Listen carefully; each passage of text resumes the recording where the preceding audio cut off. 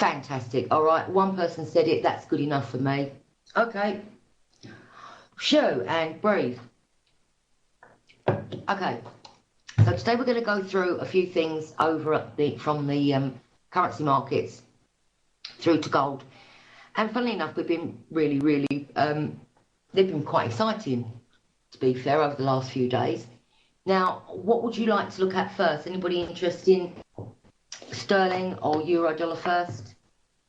Are you not bothered? Okay, let's take a look at the sterling. Now, yeah, we'll look at the Kiwi a little bit later, okay? Now, as you can see from the chart here, I always do them as bar charts. I know a lot of people like the candlestick charts.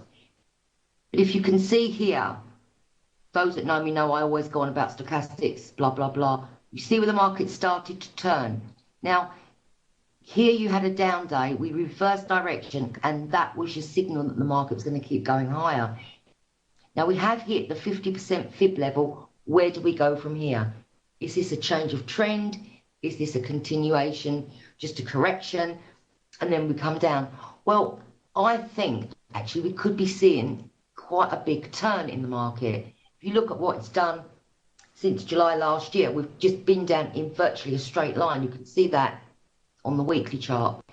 And now possibly it's time, especially if we close on this weekly chart today, if we close up above that 50% level, which is at which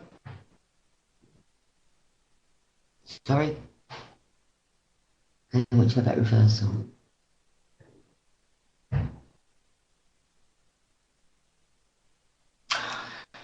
Right.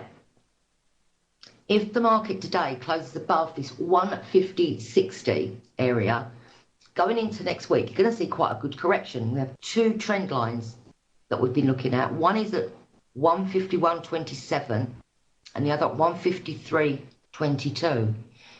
Now, in all probability, the market will trade higher. If you look at the weekly charts and you look at these stochastics and the RSI, you can see we're at really oversold levels. Now, when markets trend, these are not that important. They do show you that the market is still in a downtrend. However, when you get a reversal week, like what we can possibly have tonight, this week, when you have a reversal week, usually the market is going to reverse direction.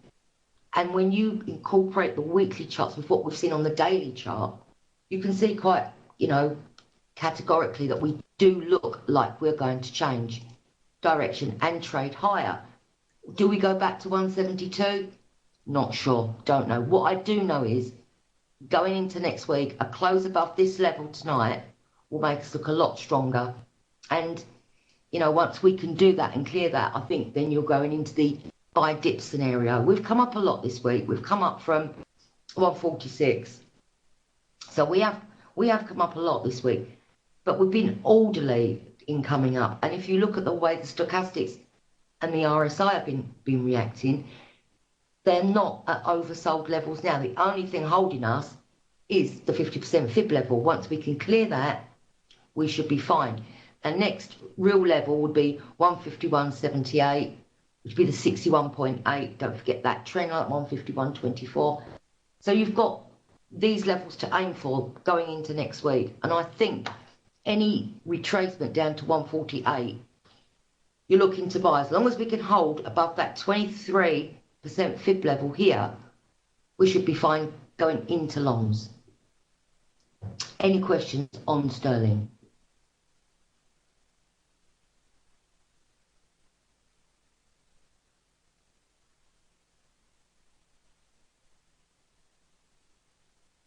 No questions on sterling?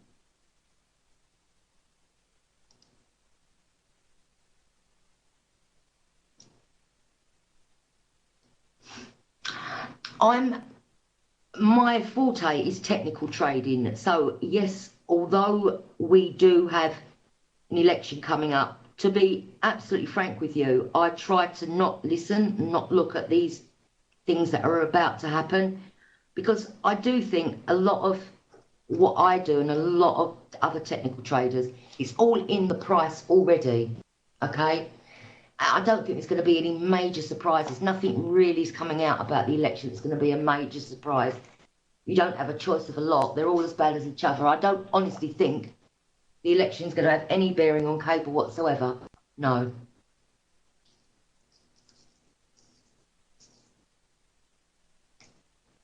Any other questions on cable before we move on?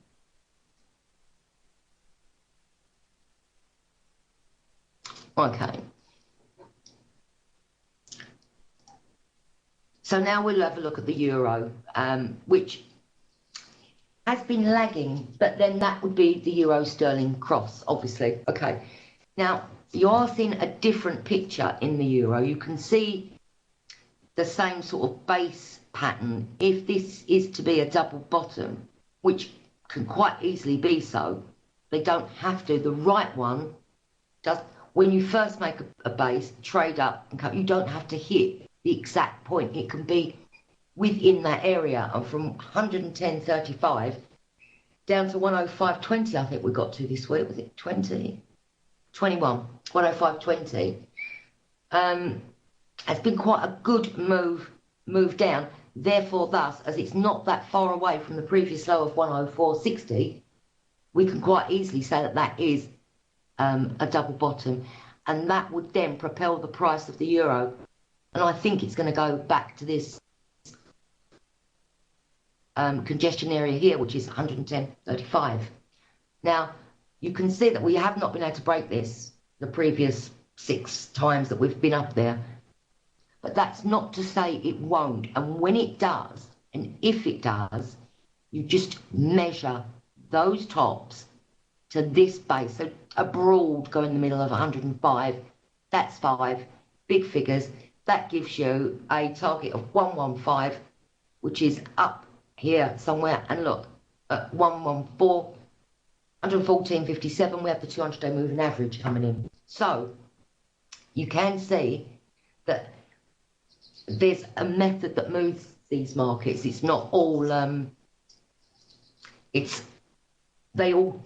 what you see is you see a lot of things coming together so that the measured target will coincide with that 200-day moving average, which really just gives you more emphasis to go in and buy. It gives you a bit more confidence, really, because look, if you're going to buy euro on weakness, you have a great stop level. Anything below here, you're out of longs. So you can wait and see if it does do it again, or you'll know if this 23.6 fib level holds. If it does, and there's no reason at all why it shouldn't, if it does, and I think it will, go back in on longs down at those lower levels, any level down to 107, 106.80. Okay, that's the fib level that you're watching. Go in and buy it. The other way to buy it would be above the 50% level, which is at 109.23. If you wanted to do that, to be sure, then you know that once 109.23 goes, we are automatically going to go up to that 110.35 area, and you've got the 55-day moving average coming in around there as well. Lots of reasons why that market will move up. I mean, to be honest, on all of the currencies at the moment, it is a case of buying into weakness, I think, at the moment. Is anybody with me, or am I just speaking to myself? No?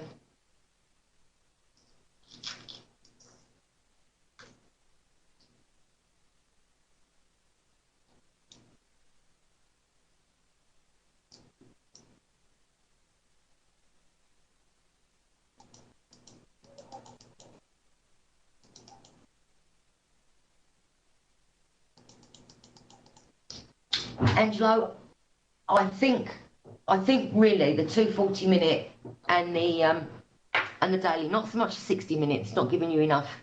It's not giving you enough information. Okay, you're going for something of this significant move up. You want to go as longer term as you can. So if you're looking at the 4-hourly to the daily, now these are coinciding with the weekly chart. So that's the time frame you're going to act on. Obviously your 4-hourly is going to get you in a little bit quicker. But to be fair, they look much of the muchness. And these patterns, this pattern that you can see here on both the euro and sterling, as I say, are bullish patterns. Jen, I've just done cable. I've looked at it. I can tell you what I said. But I did say, does anybody have any other questions regarding cable, please? Right, listen, I'll have to do it very, very briefly because I've done it once already. Okay.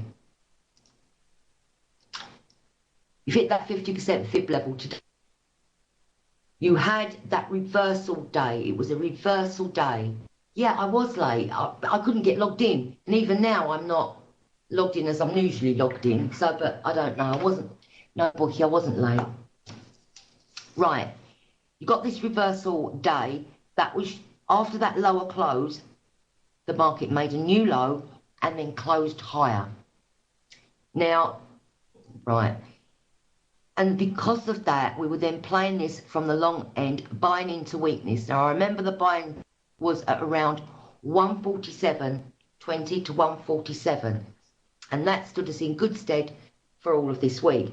The initial target was 149.43. We've hit that. The next target, the big one, was the fib level of 150.61. We've been to 150.54. Now, what we need to do, as we looked at the weekly chart, I'll just go back there very, very quickly. We've had a reversal week. We will have had a reversal week. If the market stays above 150 on a close tonight, okay, the market is going to go higher and we are going to move quite significantly higher. You've got your two trend lines here, 151.27 and 153.22. Okay, that's where we're going to be aiming for. Any level, any pullback at all, down to 147.5, 148, you're looking to buy. Euros, same thing, double bottom. Stochastics beginning to turn, or have turned positive.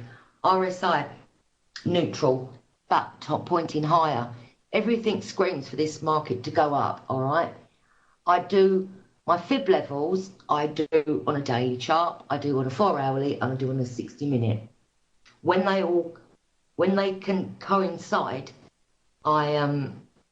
it's much better.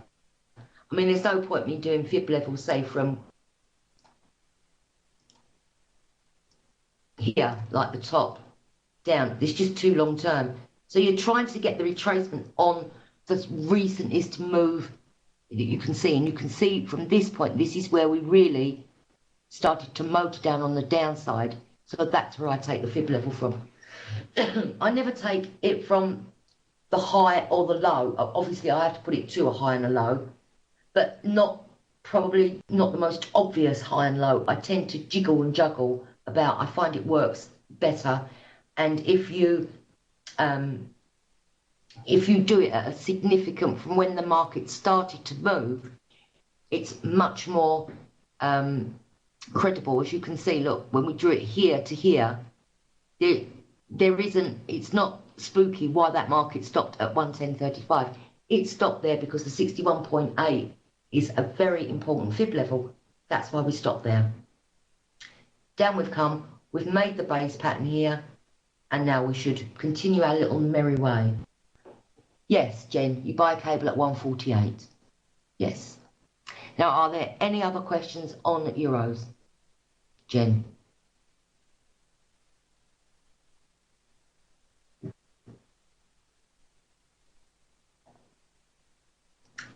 Okay. So, is there any other market? I'm going to do gold. And then I'll come back and you can tell me what markets you're really, really interested in. But gold's been a bit of a, I think everybody's interested in gold.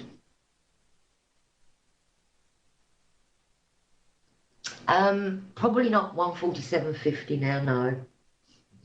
No, not in the near future. I think you might see it dip to 148. And even that's pushing it a little bit, I think. We can look at the Aussie, of course. We can look at the Aussie, but let's just get gold out of the way first, because people do like gold, and it's quite relevant. So if I drag that out, you can see that we haven't really been doing a great deal. It's been pretty much up and down, up and down, up and down. Now, why have we held this? When I go on about Fibonacci levels, there is a reason for it. You know, they do work. And once I drew that trend line on, you can see, I mean, obviously you look at resistance levels and you've got, you can see a defined area where the market is likely to go to. But if you see, look, we hit that trend line there. We hit the 50% level. Now we're looking not too bad on gold, I think. I think as long as we can stay above this 1180, I think gold's going to go higher. I think you're going to be looking at the 1223 to 1225 area again quite quickly. And that ties in with the Aussie going higher. Possibly oil, although it's not, you know, doing a great deal at the moment. But there's nothing in this chart that I can see that's making anybody or me rush out and sell it. I don't see that at all. I think it's much more comfortable buying into dips in gold down to 1200, 1180, that sort of area. Sorry, 1190, 1180, that sort of area. Looking for it to go up. Whether we can bust through the 50% line, the trend line, and the 200-day moving average, that's another story. That's for another day, if it gets up to that level where I'm saying it's going to get up to. But short term, medium term, I think you won't go far wrong buying into weakness in gold. So I want to look at the Aussie now.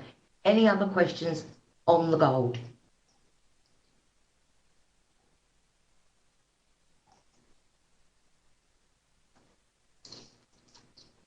Oh, well, let's have a look.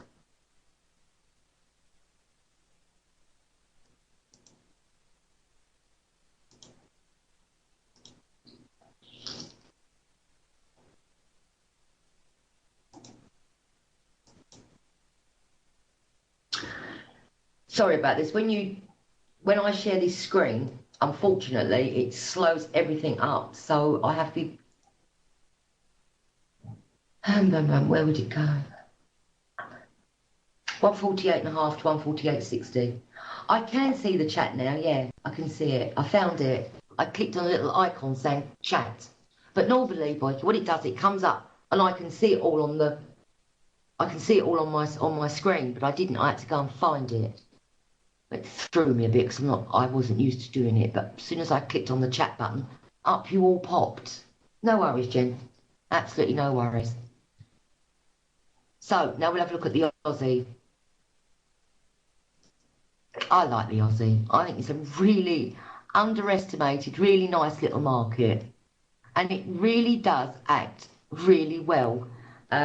Technically, it really does. So the Aussie, you can see where I've drawn that trend line, and funnily enough, the daily low has been there as well. So again, all the while, we can stay above this fib level at 77.09. So anything, so when I say a specific level, you have to understand that you can give it 20, 15, 20 pips on the upside or the downside. It's not going to go to exact that level. Can do, but 9 times out of 10 it doesn't. But if you get it within that area, so that's 77.09, that fib. So any level, 77.25 to 77, the figure, you want to be going in and buying Aussie. But all the while that these indicators continue to point higher, the Aussie is a buy on any weakness. Initially, I think the 50% level, 79.11. But to be fair, I can see Aussie going back to 80. And I can see it happening quite quickly. You know, we've made a nice little base pattern here. Everything looks hunky-dory really on the Aussie. So I would go with that one and buy into any short-term weakness. If on Monday we are above 77.80, chances are we're not going to come down to the 77 area. We're just going to keep on our way to 77. at 79. So bear that in mind as well. You know, we want that to hold now, 77.80.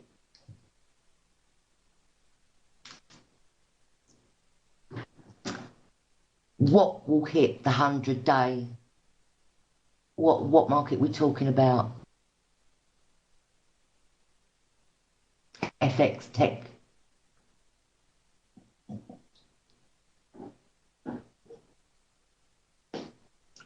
Pulled USD. I don't know what that is. Aussie. Well, let's have a look. See if it hit the 100-day moving average.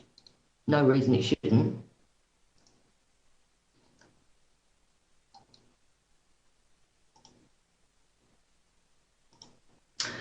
Yeah, I mean, if you look at the 100-day moving average, we're in virtually the same level as where we previously peaked at 79.31. We peaked at 79.39. And that would be, yes, that would be a good place short term to go short up at that area. And the reason for doing that, I know you'd be counter trending, but the reason to do that, you can see quite definitely that we've made a trading range. Okay, now these patterns can be base patterns or they can be continuation patterns. We're not going to know. Personally, I think this is a base pattern, but if I'm honest, I have to say technically it could be either, but you just get to know how to feel a market, and this one definitely looks like it's made a base to me, and he's going to go and head up to that 79.39 area. Yeah, Boyke, I do trade to counter trend at the ring. And you can do it. I mean, people say, no, don't. The trend is your friend. Well, in my experience, it's very rare that markets trend all the time. In fact, they don't. Most of the time, they go sideways within a range.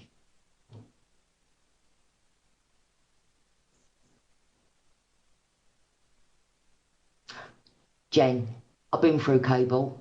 I don't think it's going back to 146, and I really don't think the election is going to have a lot to do on it, to be fair. But you can counter trend at a significant level. So, for example, we know at the 50% in cable, we know where that was. We know we've virtually reached it, so it would have been okay to, one, cover your longs, and two, go short. Not for a lot, but you can counter trend it at significant levels. And in the Aussie, 79 to 79.31, 39 is a significant level, and you know where you're wrong, because if you break 15 points above that level there, you're out, because then it's going on its way to 80. So when you've got a range that is a defined range, you can counter trend. Yes, definitely. Are there any other markets you want to look at? Or questions? I need questions. Not about cable, but I need questions.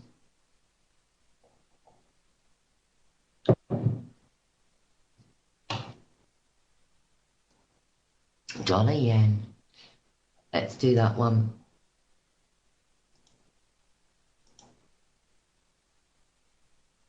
Is anybody looking at the dollar CAD?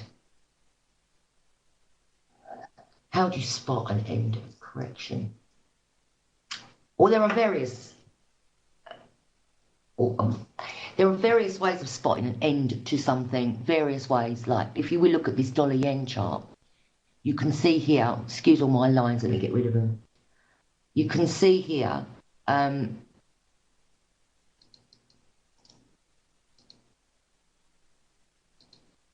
keep going on. You can see here that we've made a double top, okay? Get that out of the way. So you can see that. You can see we've made a double top. So therefore, thus, if you look at how that market has been going for the last couple of years, you can see that we've been in an uptrend, and this could well be the end of it, which would signify a deeper correction on the currency markets. So it's all tying in. If you look at the dollar CAD, which we're going to do in a minute, but if you look at the dollar yen, there is a topping pattern. Chances are we're going to come back to this 1800 level. But if we look and measure, you have to measure the distance between the two tops, and then you project that lower. So by rule of thumb, if you can't see what I'm doing, but I just measure it and I go down like that, and that takes the dollar yen down to 110. Now, obviously there are many more hurdles to overcome before it gets there. You've got the 200-day moving average, you've got the fib levels, you've got an old rake of of indicators that are saying, you know, maybe not yet. But if you look at the chart as a whole, that top and that top, really, really significant, okay? And if you look at the averages, the moving averages, they are all beginning to converge, and the price is below the averages. It doesn't go down in a straight line, okay? Nothing ever goes down in a straight line. Well, dollar CAD went down in a straight line, but however, by the by. But normally markets don't go down in a straight line. But if you can look and say, okay, on a rally, I want to be short of this market, you'll find your trading will be much better once you know the direction you want to trade in, okay? And you can get direction of trades by looking at the 4-hourly, the daily charts. You don't really need to go that much shorter term. So, for example, if you're looking for levels to sell the dollar yen at the minute, you'd be looking to sell it up at 119.80, 120-ish, just below the 120 level. And that would be a good area to start selling the dollar yen, looking for this move down to 118, probably the trend line, which comes in at 17.26. So there's a lot of reasons to actually be short of the dollar yen on any rally.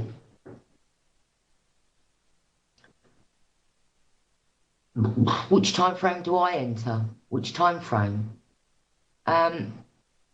Depends. Obviously, for me personally, I think you get more mileage out of trading if you look at the longer term charts. I do.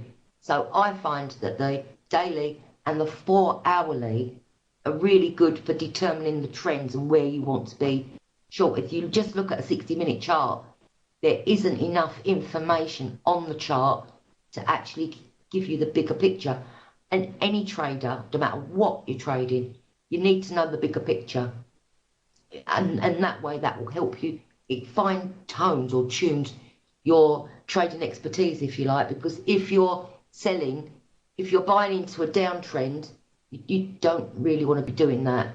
You want to be selling into a downtrend line.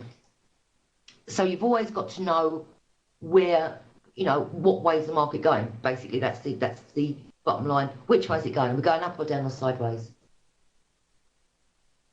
Once you can do that, you'll be fine. You'll be fine. So we'll look at the dollar CAD, which I have to say is quite an interesting one at the moment.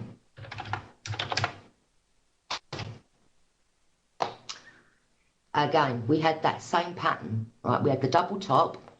Now people do shout and holler and say it's got to be exact. It doesn't, and that's the problem. Because now technical analysis is so widely used in trading,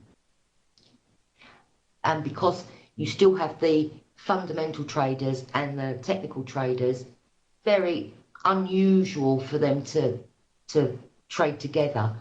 So obviously markets do get over exaggerated, but if you know that in that area, so for example at 128 we went to 128.35, you're still within that area, okay? Unless we'd broken through 128.5, we wanted to be short, and when we got back up there we couldn't do it. It failed.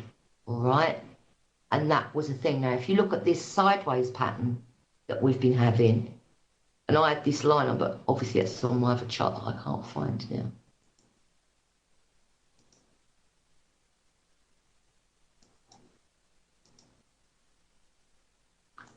So there basically was your range.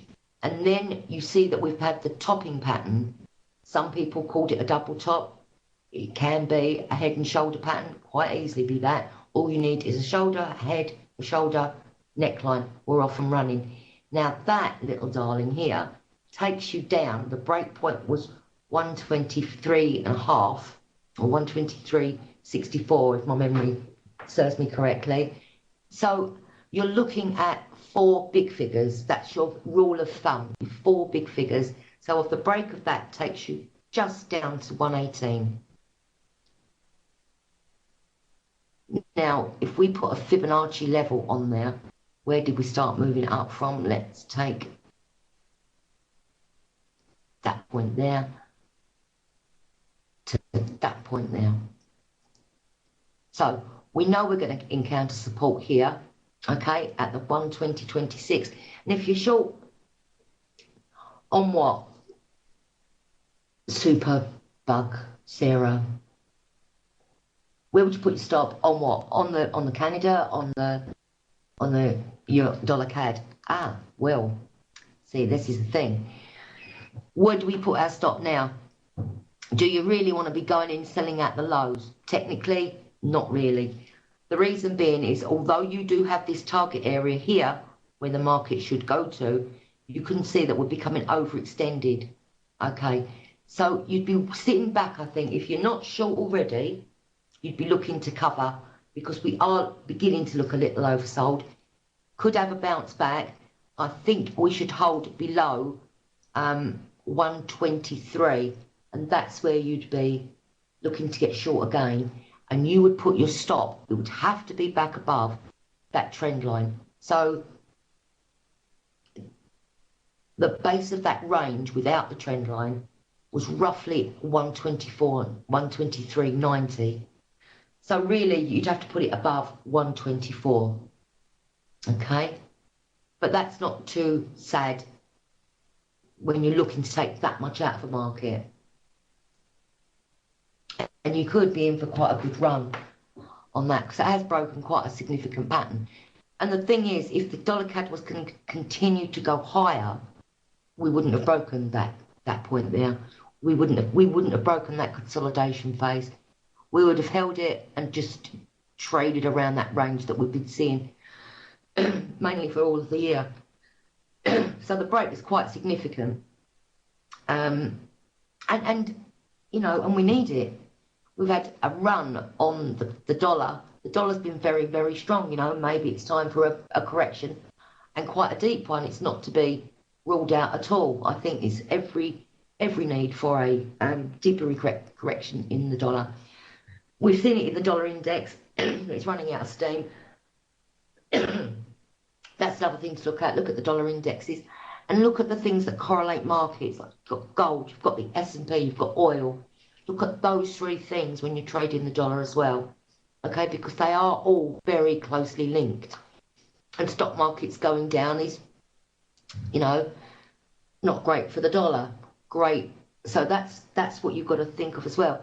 Oil going up will help sterling. It will, because it's a commodity-based currency. Sterling is a commodity-based currency.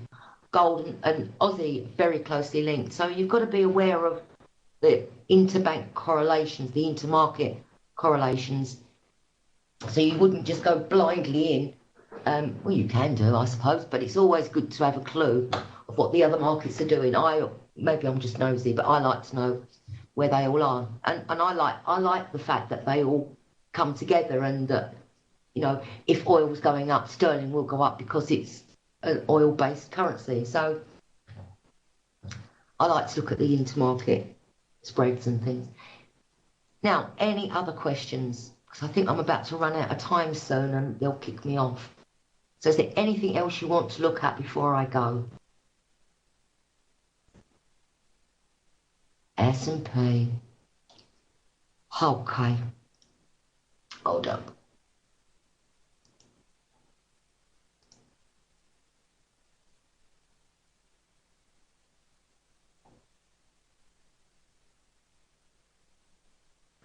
Other intermarket correlations. I'm sorry, I don't get what you're saying there. Those are really the ones that you want to be looking at. The ones I've just mentioned. You don't really need to know any others. Oh, if you're trading dollar euro dollar and you're trading cable, you're going to be keeping your eyes on the euro sterling cross. That's just what you do. Because obviously, if the euro sterling is going down, which it's been doing, you need to keep your eye on that, because you know what one is going to you know that the euro is going to be more depressed, which we've seen, and sterling run away. So there are other things to look at as well. Now, ye old S&P, eh? Well, you've got to be a bit foolish to say it's the end of something in the S&P, because if I go back on this to the weekly chart, it's wrong-footed, every time. And you can see we have been in an uptrend for the last, God. But from there, I mean, it was looking pretty positive at that point, but we came down, double bottomed and off. We've just been off and running. Is it the end? Is it something are we seeing the top of a market at the moment? To be fair, there isn't anything looking at that chart that says that's the end of this bull run. Obviously, we keep our eyes on it over the next few weeks, but at the moment, there doesn't seem to be any basis for saying that this has topped out. Now, if over the next couple of weeks, and I can say this over the next couple of weeks, because with the S&P, they're not like spot traders. It can be take some time to actually let these patterns come to a conclusion. So, we are overdone on the top side, on the stochastics, but then we've been overdone at this many, many, many times. So if we can stay, let's say we stay below 2100 and we close tonight below 2080, there's a really, really good chance you're going to see quite a good correction, and you should see it come back down to this area here. If I just bring that chart out a bit. So anything 2030 to 2009, I mean, that's quite easily doable. First, this area, obviously.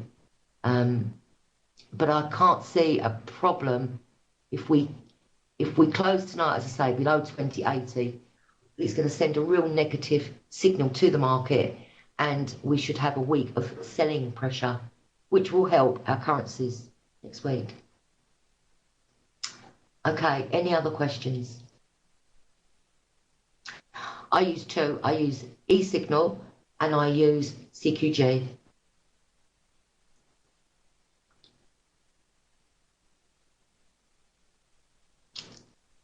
I mean, there are loads. I use, I mean, don't forget, when I first started, we didn't have chart packages like what you do now. We had to go with these major ones like Reuters, Telerate, CQG, Comtrend, all the rest of the ones. Nowadays, your trading platforms give you some quite good software. I've been looking at the trading platform. I've looked at FXCM and IG Markets, and I have to say they're not as accurate as the ones I get. But then the systems that I use take 200 banks quoting into consideration, whereas FXCM will take FXCM feeds. So the charts won't be as accurate, but they are as near as damn it if you're not as picky as I am. I don't think there is another trading platform other than MetaTrader 4, to be fair. I know there was a company that was going to try and build something to rival MetaTrader 4, but as far as I'm aware, they haven't succeeded at the moment, no. I think MetaTrader 4 is the one that's most widely worldwide used.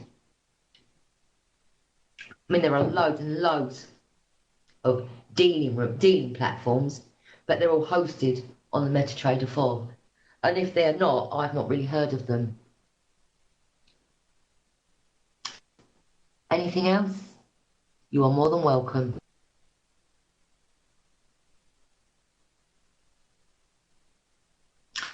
Right, well, I'll let you all go on and have the next webinar up. I'm really sorry that we got off to such a bad start, but for some reason it just would not let me log in. And I was running out of time, and I'm thinking, oh God, what am I going to do? But anyway, all's well that ends well. I hope you've enjoyed it. And although you've been very quiet, I hope you've had a great... You too, John. Nice to see you, mate. All right. Have a great weekend, and I'll catch you next month. See you later. Bye.